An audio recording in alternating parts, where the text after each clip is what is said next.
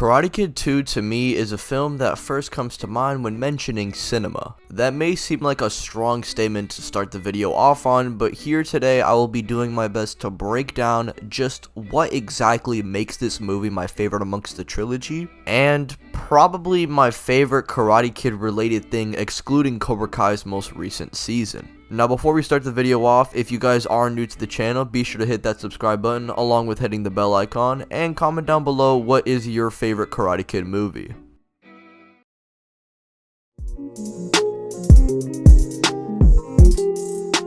Now firstly, I want to talk about the growth Daniel goes through and why in my opinion it's the best arc he gets in the films. You see, Daniel by this point has defeated his rival and got with the girl of his dreams. Though they do break up, Daniel is still okay about it and wants to genuinely travel with his sensei, but before this he saw Miyagi and Kreese scuffle, which perfectly shows just how different the two styles are genuinely in a brief exchange. And how Kreese failed Johnny, whereas Miyagi is trying to show Daniel a better path. I also really appreciate just how far Daniel is willing to go to support Miyagi due to them bonding so much in the previous film. Like how Daniel described in Cobra Kai Season 1, we can really see how Miyagi was to Daniel and how he really was like a father to him. Daniel during this film is hit with the fact that just because he won a little tournament doesn't mean he's just #1 everywhere he goes, which is perfectly represented with Chozen.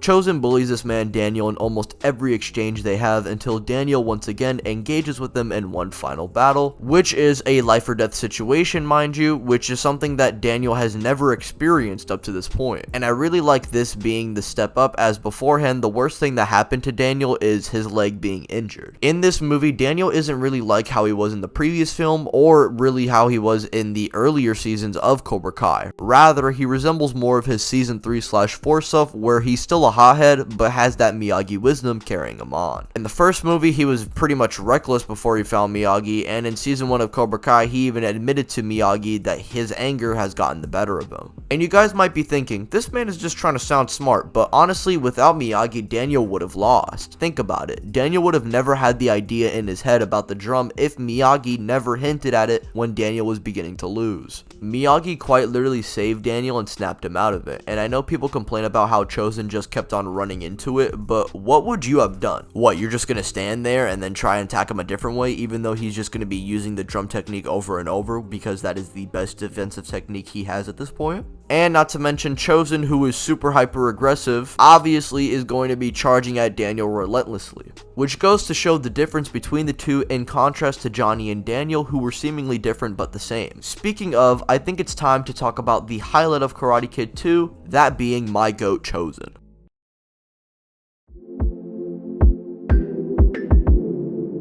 Chozen is my second favorite antagonist in the Karate Kid verse, following behind the one and only Terry Silver. Chozen genuinely is a perfect balance of what Mike Barnes and Johnny Lawrence were established as, with Chozen having that Barnes rage while having that humanity intact like Johnny Lawrence. His code of honor is something that works so well for the character, as his very foundation and what he represents is all based on this. I love how his rivalry with Daniel is exactly what Sato and Miyagi have, and the fact that it goes as far as Chozen helping Daniel out years later goes to show how that battle with Daniel and that balance he attained at that time also helped Chozen himself find that very same balance. How do y'all like the first movie more than this?